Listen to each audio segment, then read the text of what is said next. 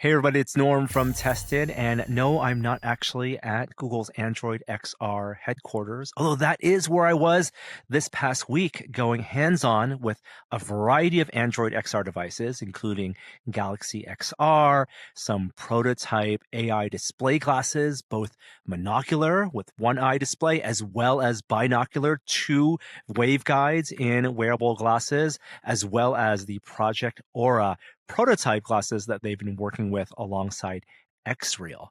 Now, I wasn't able to actually film any of these demos, and we couldn't get footage of the hardware itself. So for the purpose of today's video, I'm actually inviting my friend Scott Stein, who is the editor-at-large at CNET, who's covered extensively the VR, AR, and XR space, and he also went through these demos at Google. So together we'll be sharing our thoughts, our impressions, and our insights. Let's jump right in. Okay, Scott Stein, welcome. Welcome to the channel. It's good to see you virtually. Hey, you too, Norm. This is great. I haven't used this podcasting app Conduit before, but this is good. I don't do too many like spatial YouTube things. Yeah, and we should let people know we are both remote right now across the country. We're both actually wearing Apple Vision Pros, but we're not using Apple's spatial personas in like a FaceTime call where you and I would be like floating in each other's spaces virtually. We're just using this as if it's like a Zoom call. This is this app called Riverside, and so what people see is actually a virtual camera of our persona avatars just in a side-by-side window, because it's the easiest way we can actually just capture us having a conversation from a third-party perspective, from the viewer's perspective. Yeah.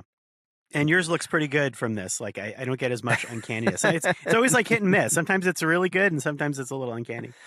Well, it's a little funny, and we are using the Apple Vision Pro, while today we're going to be talking about Google's Android XR products. And I wanted to bring you into the conversation because both you and I got demos of some prototype hardware, some latest updates to Android XR, but unique to these demo sessions, we were not able to really capture any video or footage of the demos or the hardware. So we're going to have to together paint a word picture for the viewers out there. You did review for CNET the Samsung Galaxy XR, and that's the first consumer device that uses Android XR. Can you give us a little bit of a refresher of that device, Android XR, and how it relates to maybe the Quest and Horizon OS and the Vision Pro? Yeah, and it's not even a full review yet. Like there's definitely a full review that's going to be coming, but I wanted to get some of the extra pieces like the controllers and figure out my prescription setup. And so things are finally getting together. But yeah, I've tried to do as much as I could. I think I jammed my glasses in for some of the early demos, which you're not supposed to do. But it is very much, I feel, something that lies in between Quest and Vision Pro in terms of how it feels to use it. And I'd say like the everyday, like the Vision for Galaxy XR is more in the Vision Pro territory, but the hardware feels a little more Questy. And that makes sense because the chip inside is a XR2 Gen 2 Plus, and it's like a stepped up version. The resolution is Vision Pro like in that it's a micro OLED with like equivalent or even better resolution.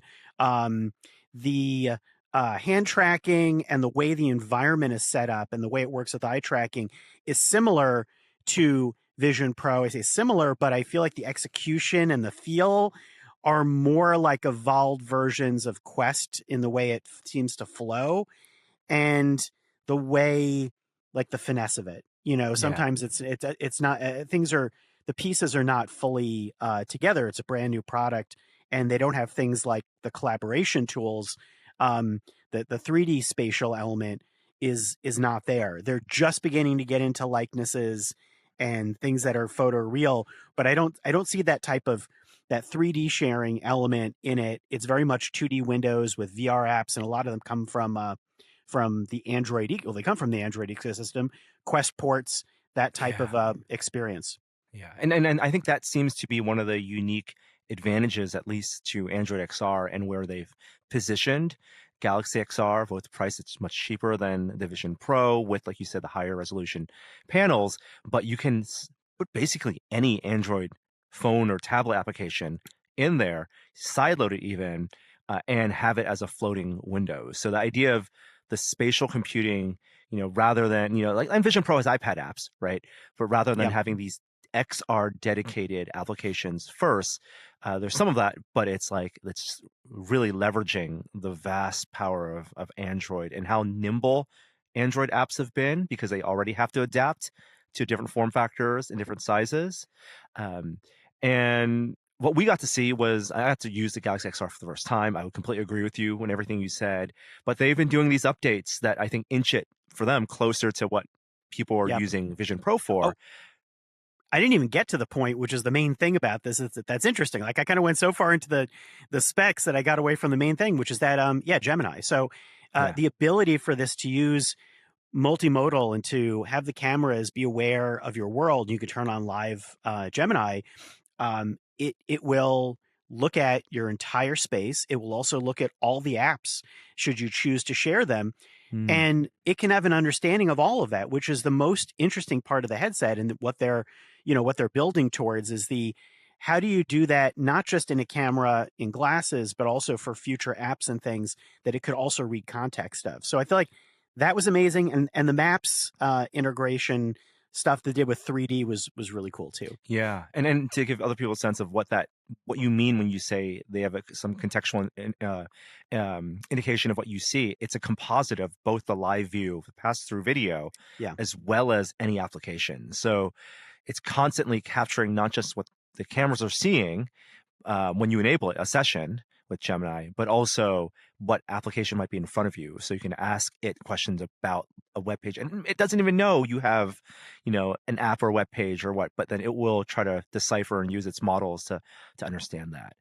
Yeah, Uh, it's definitely a missing thing from Vision Pro, and it's yeah, like, although it's very hit and miss. Like I kind of feel like I don't know what to do with it. A lot of times, it's that AI feel of an open menu where you have no idea what to ask it, and it may not even know necessarily how to respond, but it's a yeah. beginning. So there's a couple features that they're updating as this video is going out with this developer conference that they're doing today for Android XR, for Galaxy XR specifically. One is their version of what these personas were using, and you alluded to it. It's called a likeness, and it's their photorealistic avatar. I love that. No one can say avatar; they have to have their own name for it, and Google calls it a likeness. Yeah. This is captured via a select number of phones to start. It's in beta, so it's not captured via the headset, although they said they were experimenting in that realm. But it's generating via a phone app on Android phones to start, select ones, and it takes a few. They wouldn't actually use the demo to create the likeness, but they said it takes about 2 minutes to process and generate it. And interestingly, this is going to be a mesh, not a Gaussian splat, which is what the Apple Vision personas are. Oh, interesting. Yeah. I'm curious how that'll like change what it's capable of doing, or what it's what does that translate into? One of the things is, the mesh or the avatar, the persona that people are seeing right now. Both you and I are wearing glasses, and when we do our capture, we took off our glasses and used the Vision Pro to actually capture this, Yeah. and then glasses are added later. So it's a combination of actually a splat and a mesh. For Google and Android XR's likeness, you keep your glasses on, and it scans it, and then it's using their cloud models to process it and build a 3D model in a mesh and I guess rig it in a more traditional sense. I'll say that the demo I got to do and having a conversation with someone, it was fine. I don't think it's as good as a persona. Yeah. It looked more lifelike than a cartoon that you'd find in Quest. And this is still locked in a window. It's very much how people are seeing us now. It's not Yes. spatial. It's not floating in the real world. It's a windowed avatar. Yeah, it looked pretty good. The hands were a little small, and I didn't know if that was the scaling that it hadn't worked out. But I thought, yeah, again, it's like a good foot in the door for that, and so they've got that. Apple's got that, and Meta still hasn't done anything public facing with the codec avatars that were the That's first right. ones that we saw that could do this type of thing. Yeah, that's so interesting, right? And it's all about what can you run locally on hardware? No, Yes. and it's not like Meta doesn't do Gaussian splats. They had the Hyperscape app that Yeah. basically streams splats and now has it run locally. So I yeah, kind of feel all like still they're waiting around the for that. corner. I feel I like know. that's going to happen soon. But Yeah. I do like that the Samsung Google model is to do it on the phone. I find that Hmm. the Vision Pro system, I take off my glasses, I can't see the headset when I'm doing that, and it becomes kind of tiring. So I want something more casual. But I imagine they're going to sort of meet in the middle with that. Yeah. Yeah. It's funny that all these companies believe in this type of interaction with some type of photorealistic avatar. As even though as much as the uncanny valley makes it a hard thing for the public who hasn't used a headset to believe in, like you and I are having this natural conversation. We're just having it in a window, and so I'd love to hear from people in the comments what they think of just us having this conversation. Does this look believable? Yeah. Does it feel natural? It certainly does to me. Other updates to Android XR. Again, I'm using the Mac virtual display right now to run this recording, Same. and they also introduce a way to connect the Android XR system to a Windows computer and a laptop to do mirroring, and they demoed for us, playing a game and using a high bandwidth connection, have a giant virtual screen running on from your laptop. What did you think about that? I really like that it supports hand tracking controls to your Yeah, Windows laptop. That's a thing that so it seemed good. It reminded me again of using Vision Pro or Quest to kind of cast from something. But the big difference was like, wow, I can actually tap on things and scroll, and yeah. I don't have to go to the laptop to do that. And I think it's going to open up a lot of interesting possibilities. Like I think you could really feel like it's an extension of your XR environment. So I mean, it looked good, and that was the thing that wowed me. Right, right. It's like their version of what Apple calls continuity, and they have the same reverse thing where once it's all connected, a mouse and keyboard can pass between, what is a spatial application that's running locally on Android XR and the traditional windowed environment running in Windows. But here, the extra thing is you have the ray casting, or you have the ability to pinch and tap through into the Doing the Windows little environment. Yeah, yeah, and they acknowledge that this is actually, they told me, running H.264 compression, high bit rate, a direct Wi-Fi connection, and they're totally aware of things like virtual desktop. They love the fact that people are using Galaxy XR as a high end, VR. Actual VR device for Steam Link. They're going to continue to support that and work closely with the virtual desktop developers. And I think for enthusiasts, like this is kind of like the Quest Pro equivalent that we've always wanted, that Meta never made, the Quest Pro 2, right? And the fact that you can buy yes, controllers and do virtual desktop and play Half-Life Alyx with these high resolution micro OLEDs. Google's very happy to occupy that spot. yeah. And I think it's so, like you said, it's so overdue, and it's like it's now finally triangulating stuff that we've been Yeah. waiting for in that space. So it's cool just to see that. Yeah. When you use the Galaxy XR, do you use it with the side blinders on? Like, remember people with the Quest Pro, you had the option of being fully enclosed, and they had these tabs that you cover the left and right side of your face. But in Galaxy XR, similarly, you can, like you said, you wear it with glasses, and it fits Yeah. on the pads with your forehead. But you can be fully enclosed, or you can not. How do you use it? I use it without the blinders. Now, first of all, Yeah. when I kind of jam my glasses in there, which is kind of the way it kind of almost was, it breaks eye tracking. Like Hmm. it's not really the way you're supposed to use it, but you could. Um, and there, the blinders didn't even fit on it at all. But when I put in the prescription lenses and did it, I just find, similar to Quest Pro, I kind of always leave the blinders off, and it's like sometimes they'll fall off because I mean they stay on generally, but they're magnetic, and you might kind of knock them away. And I one thing I really like about that blinders off is that it really feels like a blend into your world. The peripheral vision effect of seeing everything in your environment and then continuing with the pass through creates to me this illusion of like true AR, where you don't even sense the field of view at the periphery. Yeah. And so I really like that. There is a trade-off with it feeling less, wonderfully sealed and immersive, but I think for what I'm going to be using it for, I think it might make more sense. And you can always pop in earbuds and get some world isolation without the light thing. So yeah, I tend to use it without the Yeah. blinders. And same with for me for the Apple Vision Pro. If I can get away with not using the light seal, I take that off as well, just because I Yeah, want that blend. So having the extra periphery, real world, real pass through as opposed to video pass through, that actually I think helps the video pass through feel more comfortable for yeah. me. And this goes with the tension to between video pass through and optical pass through.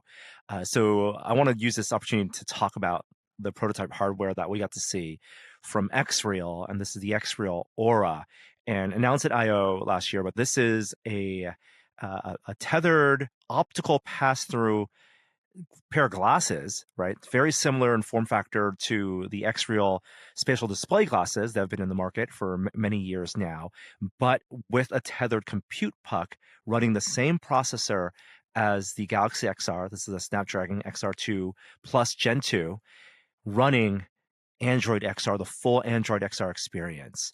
And for folks out there who don't understand who've never used one of the XReal glasses before, this is a refined version of essentially like birdbath optics. It's not Yeah. waveguides like HoloLens or Magic Leap. They're tiny, in this case, 1920 by 1200 resolution micro OLED panels positioned on the top, looking down. And through a system of mirrors or prisms, you have a very shallow optical stack where it doesn't look like it's sticking far from your face. And this is the first time I've seen an XReal optical stack running at a 70-degree field of view. The previous ones, even with their prism optics, max out at 54 degrees. But Scott, tell me about your experience using the Aura hardware prototypes running Android XR. It was so fascinating because, and this is probably the best compliment I can give it, I stopped being aware of what device I was in, and it didn't feel unusual. And so it was like an achievement of subtlety, like in a sense that I'd already used pass through XR with Galaxy XR. Then you're putting on these. I'm very familiar with XReal glasses and love we talked about that. I love the idea of casting a display from your phone, from your laptop. Yes. It has limits, but it's been making advances. And this felt like they just both met in the middle. This felt like, Yeah. oh, that familiarity of doing work, but now that work is multi-window. That work was blending, like you mentioned, the optical pass-through. I actually forgot, and I think I forgot completely writing about it, that was there. It just sort of blended with the natural periphery of the glasses being able to have stuff around the display that you could see the world. And then I was connecting with the PC wirelessly. I was doing hand tracking. I was bringing up a YouTube thing. I did circle to search on we did the same demo, circle to search of I did a floor lamp, and it brought up, after that pinch and hold gesture, it brought up all these other search results instantly. And then finishing with this great, clever demo of Demio, Oh my which is gosh. like a VR Yes. game that they said, okay, well, this is going to launch a mixed reality. You use your hands, bring up cards when you lift your hands. All of that worked. And I thought, my God, if this fits in your bag and can run Android XR apps on that little puck, wouldn't this be the thing that I would use and travel with? Yeah. I think it would probably do most of what I would use advanced mixed reality headsets for. Yeah. Yeah. I'll tell you in the past, using a version of like the XReal Ultras, XReal Air Ultras, which had hand tracking, and the XReal glasses, the latest generation, you can have 6 degrees of tracking by you plugging in the XReal Eye. Like, and then they also had like the Beam Pro and the Beam Yeah. tethered accessories to give you, a version of an Android phone floating in Windows. These were all like pieces of what I think the vision ends up being, which is running a full Google developed Android XR with a very powerful, at least relative to the existing like phone processor to run multi-window, true multi-window. And the optical pass-through, and previously I don't walk around wearing the X-Reals. Like there's a tinting effect, right? Right. Because of the optics, everything behind the floating screens is, a stop or two darker than the real world. But this is the first time I put on an extra pair of glasses. And because of the wider field of view, 70-degree field of view, because of the ability to place windows anywhere and really fast, I was actually walking around. You Yeah. mentioned Demio. They said that Demio was a full VR application. This isn't a floating rectangular window, which is like the poor Vision Pro implementation, if you remember that. This is a Yeah. full like Quest version of Demio, but the backgrounds. So if people haven't played it, it's like a tabletop like D&D game, right? So you have this floating tabletop, and in the Quest, if you don't play pass through or in the PC in Steam VR, it's a virtual environment, your virtual game room, your Yeah. basement. They just had it be a black background, right?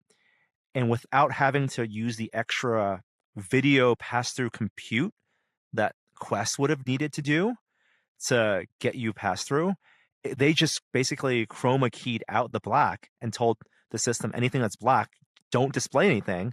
And because it's optical pass through is free. And Wait, I that's love what it. was going on? That's, Yeah. I'm impressed that you spotted that, because that's what I was talking about. The subtle magic is that I started forgetting what was happening where. And I Yeah. feel like a fool saying that, but I think that's also the magic of what the glasses were doing, because I didn't even realize that. Like, to me, the presence of pass through was happening. Those handoffs to to that, just running with a black background versus doing it otherwise, felt pretty invisible to me. It felt like it was just floating in the room. And then the fact that I could use my hands to zoom in on the board and tilt in and do all those things Yeah. was what I was focusing on. Like I already understood thinking about the benefits of optical pass through of just comfort, right? Like you're going to, of course, being able to optically see your hands. You don't need to do what the Vision Pro does to do a cutout of your hands, right? All that extra Yeah. compute necessary. And even doing battery testing, I know just the ability, just having to process all these cameras to do a video pass through, as great as that works for a VR headset, it's very compute heavy and battery intensive. Yeah. So I know that optical pass through is just like it's more comfortable, first of all, Yeah. right? But having all that compute advantage and battery life savings and the compatibility of making it easy to make any kind of VR app have a pass-through capability, that seems really powerful. And the fact that that was a VR app, you had a VR application living alongside, Android flat applications, and seamlessly. Yeah. Oh, and they also had at the beginning the tutorial of like setting up, kind of getting the Android XR kind of tutorial setup thing, which involves getting used to pinching objects. So they had, Hmm. basically just showed you the magic of like really clever demo to show of like floating glowing cubes, Yeah. and you reach out with your hand and pinch them, and same thing that I would be doing in mixed reality. And it had the same impact. No eye tracking, but enough that again, I go, oh my goodness, I'm doing this right now, reaching out to objects just with this, pair of glasses. That was a very important distinction. So one of the big differences between what you can do in Galaxy XR and the user interface and what you're going to do in Aura is Aura has no eye tracking. So you're not doing what you're doing in the Vision Pro, gazing and tapping. It is ray casting, very much like you do in the Quest and what you had previously done in the XREAL or the XREAL Air Ultras, but very intuitive, and it walks you through a tutorial for that. I didn't get a sense of whether you could bring controllers into that environment as well, Yeah. like track controllers. But I think it's going to be default hand tracking, ray casting, aiming with your hands and moving things around. Very intuitive. I felt the 70-degree field of view was also very generous. Like Yeah. I was trying to shift the glasses around my face and look for artifacts, and I could see the seams more on the top and bottom band. Like I felt the vertical field of view was narrower, but the 70-degree field of view was wide enough where it filled to where the prism optics are, right? And then Yeah. I let that side view periphery, like we talked about, really just bring that in, the rest of the world in. And it felt enough to like the demo of showing the Windows, the Windows window and like a YouTube video side by side. It felt enough to be able to generously see both. You'd have to do a little bit of like field of view Yeah. gaming, but I'm also used to, on the XREAL glasses already, you can do things like that. If you go to ultra wide on a Yeah. monitor, you're getting it framed, but I find it still useful to look around, and then space top, that when XREAL was flexing with that idea on a Windows environment, you had lots of apps, but a narrower field of view. And Hmm. now it feels like this is pushing it to the place I really wanted it to be. Yes, yes. Um, and it does use control puck. I did feel it get a little warm, right? Like it was Yes. pushing the limits of that. Even though it's the same processor, I guess, as what's in the Galaxy XR, it being not on your face allows them a little bit of more thermal freedom for how much they Yeah. want to push that. It's still over USB. So interestingly, these glasses can detach from the puck, and you can plug it into a Steam Deck or something and use it as XREAL glasses because there's the X1 or X1S chip in there Yeah. doing the processing. Um, but there's also pass through on the puck itself too. I didn't realize you could also plug in your Steam Deck or your whatever video input through the puck and have a video live alongside the Android XR environment. I did not know that. That's Yeah. cool. Yeah, because there's That's really there's cool. two USB ports on the puck. So that's kind of what the Beam did, right? The Beam allowed Yeah. you to have processing, but also a video pass through. And so again, this is where all these little things that the previous XREAL products did in interesting ways, maybe not like you have to kind of really fight with it a little bit to make it work for Yeah. you. All the stuff that they were maybe not as great at, you're now leveraging Google's engineers and Android XR and the versatility of Android as a platform to make a device work. And that's gonna be later this year, right? So we couldn't Yeah. take pictures of this. This is probably if I was to guess, we'll see more at maybe like there's AWE coming up in the early 2026. There's IO in the middle of the There's year. So IO. they did say coming next year as a product. Yeah, my guess is I'm just going to totally guess. I would think it would be later in the year, Mm. but I have no idea. I think it's interesting because that's happening at the same time as a whole other line of glasses they're doing, which I know Oh we my haven't talked about gosh. yet. But Yeah. and those are all 2026. But I really liked hearing that Project Aura was definitely a real product in the sense that it wasn't entirely sure before that it was whether it was a developer platform or whether it was and obviously those are also developer platforms like Galaxy XR, but this actually feels to me like a much more usable product for a lot of people right now than Galaxy XR, where Galaxy XR, you really have to be into the idea of the VR headset approach. And it looks like that's going to be a lot more expensive than what we don't know the price of the Aura, but it should be less expensive. And then the flexibility, like you said, the fact that you could use this not only portably, but could just become a pair of XREAL glasses. You could just use it without Android XR. It just seems like a very commercial idea right now. And then you don't even have to get into the proposition of whether you want to wear glasses. It's not designed to be that. It's meant to be like a use your work, do it for work once in a while.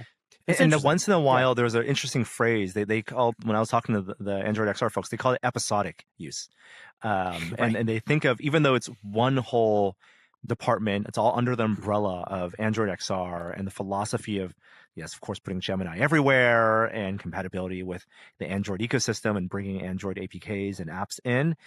They think of these as two separate kind of XR use cases, kind of like how Meta has Horizon OS and then Meta Ray-Ban, but those are completely Right. different code bases. Here, they share way more in terms of the architecture, but they think of episodic use as your dedicated VR headset, your Galaxy XRs, and also the Aura is maybe used as one more frequently, but still not like a wear all day. So let's talk about the wear all day glasses. And there were two Yeah. pairs you had previously seen. And these are, I mean, there's a TED talk and everything, but this is the direct competitor to the Meta Ray-Ban displays. Yeah. And I saw these first a year ago in December. I wasn't at Google I/O, but there were more demos of it there. And then now this is like the latest refinement of it. Again, they were quick to say these are not the actual glasses that are coming out. There are going to be a Right. lot of designs we don't know about through Warby Parker and General Monster, but it's like this quad collaboration with like the eyewear designers, the Qualcomm, Samsung, and Google, and Mm-hmm. um, and what they look like was much more like to me they look a lot more like the standard displayless smart Meta glasses. Ray-Bans, Ray-Ban Metas. Yeah, Yeah. they're much more compact feeling, Yeah. and they also float a singular display. It's micro LED. It's not sorry, yeah, It's it's not an Raxium. LCOS. It's Raxium. They bought this company, and they're Right. like, oh, because we know, Meta Ray-Ban displays are Loomis panels. These are the waveguide manufacturers overseas, and that's been one of the reasons they're expensive to make. The yields are low, and they're kind of slow in production. Google straight up bought a manufacturer, Raxium, that Yeah. makes micro LEDs, not LCOS panels, and so they said they have a factory in Fremont. They're just cranking these out, and everyone at this Wow. developer event is going to get one of these prototypes. That's not the full General Monster Warby Parker Yeah. form factor, but we'll have basically the version, a nice version of these monocular waveguides that when I used it, like I've used Meta Ray-Ban display, and this looked really good. These waveguides, from You a did. wearing perspective, the resolution was high. You did a lot Yeah. of the same demos, video call, live preview for a photo, a lot of Gemini stuff, but the refresh rate and the video quality was really nice. It was good, and they flexed to playing YouTube videos on it, which is not the Yeah. intended everyday use. But I know, like with Meta Ray-Ban displays, the frustration is not only not being able to run a lot of apps, but surprisingly, you can't browse like Instagram just to like check out videos. It's designed more on a messaging basis. Whereas Yeah. I didn't get to see we don't get to see all the apps for the glasses, but they suggested that yeah, you could look at YouTube videos with this. Like it could be something where you could watch. They they look more ghostly. They're not as Mm. high res, but they're enough that you could watch a video clip and catch up on something that you might want to watch quickly on your glasses. I'll tell you, a big dividing line between Meta and Google's approach here is where they're doing the processing. Yeah. And I think all these glasses use Snapdragon AR1s. What people might Hmm. not know is the Meta Ray-Ban displays actually use the same processor as the Ray-Ban Meta displayless glasses, also the Snapdragon AR1s. And so it's like it's taxing a lot of this processor on the temple on the sides of the glasses using the battery because they have to, right? Meta doesn't have a phone OS. You're using a companion app just to offload media. You Yeah. know, Google has Android. They have first party access. Whenever Apple does optical glasses, they're going to have first party access. So Google's approach, and presumably what Apple's approach will be, is to offload all of the processing on the phone. And so it's just doing signal input, just doing I/O.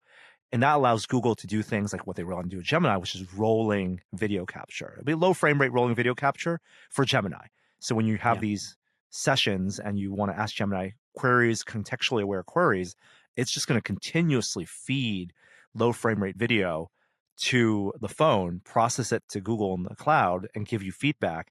And it'll know do things like exposure stacking and take higher resolution images of the focusing on the things you've identified or queried, which is something that Meta wants to do, but it's going to be harder for them to do without all dedicated phone processing.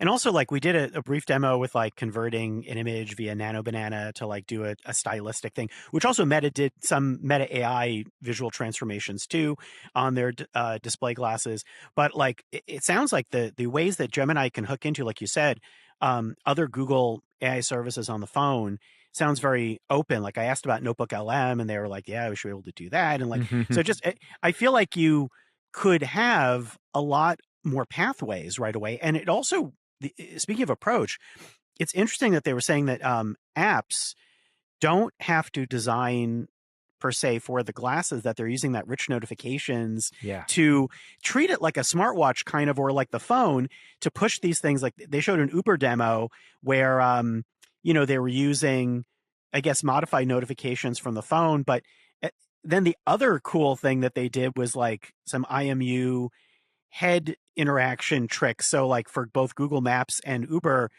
you could tilt your head down and see a rotating floor map that would go to your alignment. And it felt like it was like an augmented reality-ish trick Yeah. that really made it feel a lot more immersive and useful. That was like, oh my God, hey, there it is. I thought that I really want to see that applied in so many ways.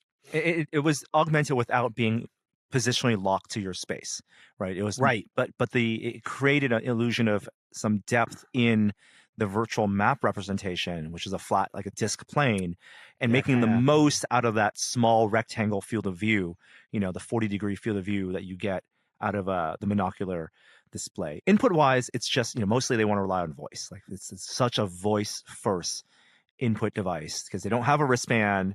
You have temple control and buttons certainly for capturing stuff, but it's only one axis on the temple. It's not two axis like on the Meta Ray-Ban displays. And they really think of, because their priority is, make sure people want to wear these all day. They will have a version that's just audio. They're AI glasses that don't have a display. So they see these as, no displays, just audio. The monocular ones, which are prototypes, are going to developers today, and that will be launched in 2026. And then looking forward, binocular. Before we talk about binocular, I want to say one more thing, is that I wasn't able to film myself using this. And one of the reasons is the waveguides they're using, at least in the demos that we've seen videos of, they have light leakage from the front. So the Raxium waveguides, you can see the glowy rectangle of someone using it, and I think they're very cognizant of that. Not like the Loomis waveguides that Meta uses, which you can not really see that display being activated. Yeah, and I'm curious how far they can get with that, because that is one of the great achievements of the display glasses from Meta, is that, like you said, they're basically invisible, and I don't know if they're going to get to that point with the display glasses from Google this year or not. I would guess not, but the other thing that was interesting too, before we get to the binocular, is in terms of interactions, they acknowledge that it works with watches. And I thought this was really cool, because I was asking questions about this. Meta has the neural band. I was thinking, okay, watches are the triangulating thing here. And they acknowledge, like they're going to be able to be an optional input accessory. So it sounds like some gestures will work. They brought up too that with the audio glasses, I think you can take a photo and then see a preview on your watch if you have the display free ones, or look at a Gemini response. And I get really excited about that triangulation, because I feel like looking forward to where Apple or Google and the landscape are heading, those need to be companions, and Meta's trying to do that, but they don't have a watch. They want to make a display on the neural band, like Bosworther's talking about that, but they have to either partner with someone or make their own. I think you're right. Like everything they're talking about, both on the software side, the back end AI side, that becomes a priority for all three of these companies, and also how much other hardware and ecosystem they have in the marketplace give them kind of distinct competitive advantages. And I think Meta has the steepest hill to climb, just both in terms of reputation, but also, what they have already out there. And for Google and Apple, their switches they can easily tap into, that really make it more of a platform immediately. So we talked about there's displayless audio only glasses, kind of like the equivalent of the Ray-Ban Metas. There's monocular coming out this year, which we have not seen the final form factor for, but they said the waveguides will be brighter and they'll look great and long battery life. And then going up to 2027, we got to see 2027 hardware, binocular wearable everyday glasses, which are basically like the single ones, but two, no calibration needed for, like, there's no eye tracking. They didn't need to know my IPD or anything. I just put on the glasses with some prescription inserts, and it was a stereo image. It just worked. Yeah. It was cool. What did you think? I thought it was good. I want to know more. I felt like we only got to see a video clip, and I was like, it does look good. It gives me thoughts of where Meta's aiming to go with Orion.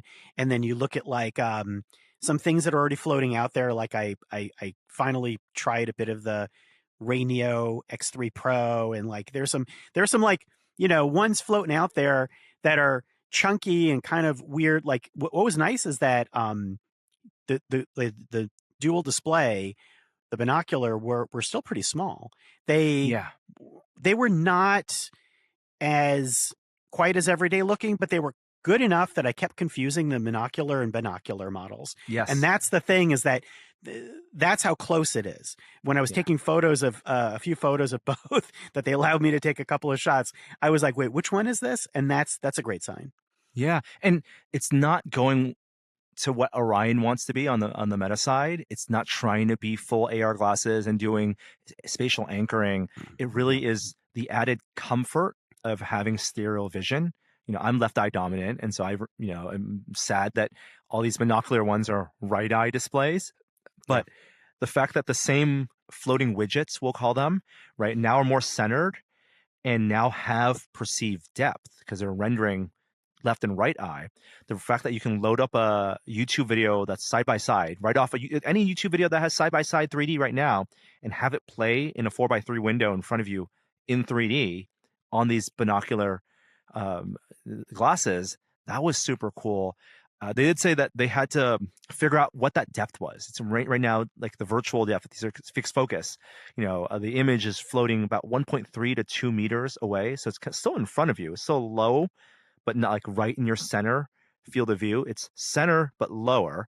And they want to have ways to automatically adapt, like the widgets, like the notifications, and have a kind of layered version of that work for the binocular. Just in Yeah. terms of comfort, like if yeah, sheer utility, great, but like just in terms of comfort, it's like I found it hard to think about binocular after having seen binocular. Yeah. Yeah, it's definitely the way it needs to go, and like you mentioned, also accessibility. Like, I mean, I have a colleague at work who was talking about how he has one eye that's functional, and then it's not the one that works with Meta Hmm. Ray-Ban displays. And so, just for people, like, you need to have both eyes anyhow. And then it seemed comfortable, it seemed pretty natural. Also, like, it is an unrelated thought, but when you talk about that head tilting and where how intrusive the displays might be. I want to see that trick with the maps thing also work for notifications. Like, maybe it will, that you Yeah. could walk around with these, get something, and then just by looking down or looking up, they appear. I feel like would be a great way to kind of manage, what happens when these pop up, because I haven't seen anyone try that trick, and I think that would be a great way of dealing with it a little bit. But it definitely was promising, the display demo. Yeah, yeah, and most surprising me, one, how much I liked the binocular. Maybe it should have been no brainer. Of course, the two eyes, the stereo vision is just more comfortable. We're more used to it, but how seamlessly it worked with no calibration and how small form factor those glasses look. I bet it'll still have a bunch of light leak, and that's something they'll have to figure out. So this is the going into the social acceptance aspect, and so a single Yeah. binocular one glowing rectangle might be more acceptable than two glowing rectangles blocking out someone's vision into your eyes. But they very clearly said for all day wearable glasses, binocular isn't going to replace binocular. It'll be three tiers. It'll be no Yeah. display, binocular, and binocular. And just Yeah. really cool to see them show something that's over a year, year and a half away. And it also sounds like for next year, they said that the display and display lists may have a staggered release. So Mm, that is interesting. I don't know what that means, or slightly staggered release. Could be that we see, I don't know. We'll have to see how that plays out. I'm hoping that those glasses come out around IO, like before the summer, because I was saying, like, that's you want to travel with glasses. To me, it's not like a come out at Thanksgiving time type of a product, but I feel like the ideal thing would be to have those glasses come first and have the XREAL come at the holidays, because it's a little more specialized, and it's like, you're going to be using it all the time. But that would be my dream kind of go. But also, the other thing that seemed promising was that, speaking of prescriptions, um I've a pretty bad one, and Meta Ray-Ban displays don't work with my prescription. I asked Google about this. They seem very confident that yeah. the display and non-display will work with a wide range of prescriptions, and I'm gonna hold them to that, and fingers crossed. But I would love to see that be the case, because right now with Meta, they're caught with, I mean, even the regular Ray-Bans, they don't formally support beyond -6, but you Yeah. could put in other lenses. Then the other ones are -4, and so I would expect that Google hopefully will find a way to get way past that, which is a big deal in terms of how they talked about people are going to buy these to be glasses. That's exactly, a lot of people now are like, wait, I can't buy them, so they don't work with my eyes, and they need to tackle that too.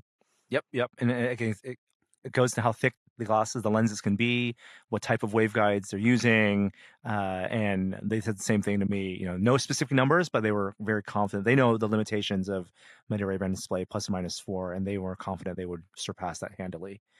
Um, It's good news. Yeah. Okay. Any final thoughts, Scott? I know you have a big piece on CNET recapping this, and you have some upcoming, bigger thoughts about Yeah. wearables, and as you've been exploring the space. Yeah, it's a lot. And I think these demos, I have a feature that I'm should be hitting soon-ish, and it already was talking about this massive space of explosion of stuff. It reminds me of the early days of smartwatches before smartwatches settled down. And it's a lot of things to think about. Whether it makes sense that you have all these different products, or will they settle into one product. But I think if you're thinking about buying stuff like this, it's very clear that 2026 is where a lot of stuff is going to be happening. So, not just Google, but the ghost of Apple. Do they announce a demo to counter that? And those are the big platforms that people use. Not that Meta already has some pretty great Ray-Bans that are out there, but they're limited in how you interact, and they're limited to Meta's platform. And so I think this is the beginning of, like, can we get to more AI models? Can we get to other openness? Or, everyone's going to be playing this game. So that's my thought, is that, like, and also what happens to VR in this continually evolving landscape? Do companies keep the focus? Do they begin to shift, pivot? A lot of questions. Yeah, as a VR enthusiast, I wasn't excited to see the rumors about Meta pushing Quest 4 out and rethinking their strategy with Reality Labs. But I do think a realignment is needed, and I do have hope given how the Galaxy XR looks, given what Aura seems to be, and that there's this happy medium where you can have VR experiences, but we know that they're going to focus on the more widely acceptable, the more useful use cases for some type of XR, some type of pass-through focused devices. I think the watch is a perfect analogy, right? If VR was like gaming devices, a gaming marketplace first to reach mass market, and it really hasn't. It's really stuck to mostly gaming. These other wearables feel more like they want to be this. They want it to be Apple Watch, the success of the Apple Watch. So you're Yeah. absolutely right. It reminds me of when the first Apple Watch launched a new category that exploded to be this normal wearing thing. Yeah, and this people start settling down into the things they actually use it for, which I feel like we're just starting to get there from different subcategories. It's like Yeah. maybe you're like into using work on glasses, or doing this for travel or assistance, and I don't think they're fully formed, but I feel like it's gonna coagulate or crystallize, or whatever you want to say. It's gonna get there when these happen. Hopefully, you don't lose that flexibility of the possibilities. But man, I thought 2025 was a busy year, but 2026, we got Steam framed and 3 types of Google glasses, and Yeah. and that's just them. And then we already know those. Who knows what else is going to come? That's right. That's exactly right. Yeah, Scott, I love chatting with you about this, and thank you for jumping on this call with me. It's so good to see you, even virtually, yeah. not just at a press event that we bump into each other at. Where can people find your work? Okay, you can find me at CNET. You can find me on Blue Sky and Threads. I also have a newsletter that I've been working on for my own fun called The Intertwixt, which is on Beehive, which you are welcome to dive into. It's a sort of more tangly thoughts about the interconnected landscape. It's my, like, after hours musings, basically. And for folks watching out there, thank you so much for watching, and let us know what you think about this type of conversation. It's not the full spatial conversation that Apple envisioned for their personas, but how good these avatars look for a video call.